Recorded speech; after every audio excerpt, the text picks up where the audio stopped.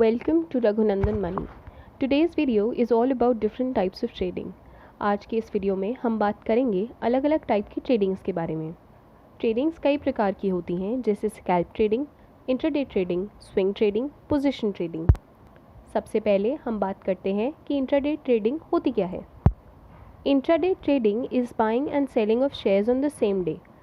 आप same day में shares को खरीद और बेच सकते हैं, लेकिन ये सिर्फ तब तक की जा सकती है जब तक शेयर मार्केट ओपन है। आइए जानते हैं इंट्राडे ट्रेडिंग के फ़ायदे और नुकसान के बारे में।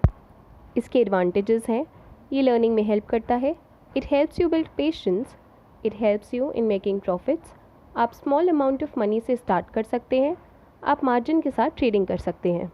वहीं इसके कुछ डिसएडवांटेजेस हैं, आप डेली बेसिस पर हैंडसम प्रॉफिट्स नहीं अर्न कर सकते हैं, you need to have high discipline and personal control, and you need to master technical analysis and strategies. That's all for today's video. हम मिलेंगे और भी informative videos के साथ। तब तक के लिए like, share and subscribe करना ना भूलें। Open instant DMAT account by following the link in the description box below. Thank you.